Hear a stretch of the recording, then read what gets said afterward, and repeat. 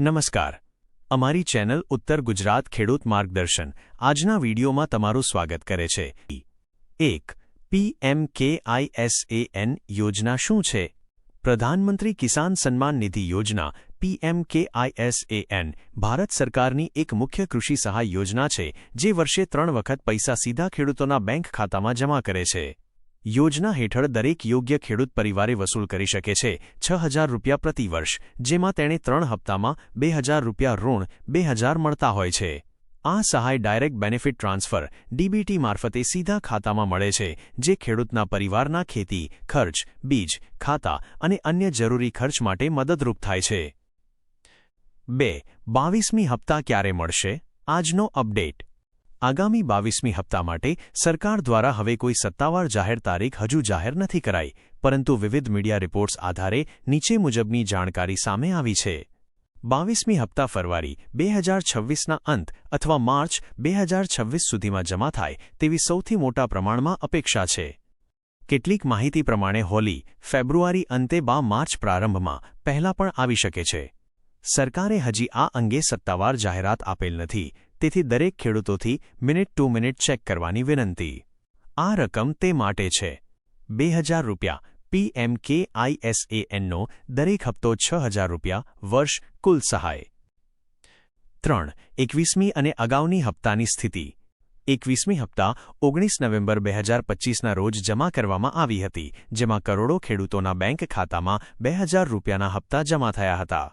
આ 22મી હપ્તા લગભગ 4 થી 5 મહિના પછી આવે છે। આ રીતે સરકાર વર્ષમાં 3 વખત સમાન અંતરાળમાં પૈસા ટ્રાન્સફર કરે છે। 4. ઈ-કેવાયસી અને ફાર્મર આઈડી કેમ જરૂર? આ વર્ષે 22મી હપ્તા માટે સરકારી નિયમોમાં મહત્વપૂર્ણ બદલાવ આવ્યા છે, ખાસ કરીને ઈ-કેવાયસી અને ફાર્મર આઈડી અંગે। ઈ-કેવાયસી ઇલેક્ટ્રોનિક નોલ યોર કસ્ટમર કરાવવું અત્યંત આવશ્યક છે। આનો હેતુ છે ફક્ત યોગ્ય અને વાસ્તવિક ખેડૂતોને લાભ પહોંચાડવો અને ફોજી બેના લિસ્ટમાંથી દૂર રાખવો। ઈ-કેવાયસી પૂર્ણ કરવા માટે તમે આધાર નંબર વડે ઓટીપી દ્વારા ઓનલાઈન અથવા સીએસસી કેન્દ્ર પરથી બાયોમેટ્રિક રીતે કરી શકો છો। જો ઈ-કેવાયસી પૂર્ણ ન હોય તો 22મી હપ્તા રોકી દેવામાં આવી શકે છે। Farmer ID.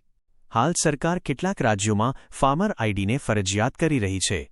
આ આઈડી બનવી જરૂરી છે, જેથી ખાતરી થાય કે પૈસા યોગ્ય ખેડૂતોને જ મળે છે। જો ફાર્મર આઈડી હજુ સુધી અન્ય કોઈ ખેડૂત બનાવ્યું નથી, તો જ્યારે સુધી આ આઈડી બનાવાતી નથી, ઠેર ઠેરથી કેટલીક કિસ્સામાં ખેડૂતોને હપ્તા મળતી રહી છે। જાંબાજ પ્રયાસ, પણ ઈ-કેવાયસી અને ડેટા અપડેટ બેંક ખાતા સાથે જોડાયેલ હોવું મહત્વનું છે। 5. કઈ રીતે ચેક કરશો તમારું બેનિફિશિયરી સ્ટેટસ? તમારું બેનિફિશિયરી સ્ટેટસ ચેક કરવા માટે નીચે આપેલા સ્ટેપ્સ અનુસરો। 1. જો તમે હજુ ન કર્યો હોય તો pmkisan.gov.in ની લિંકના ઓથેન્ટિક વેબપેજ પર જાઓ।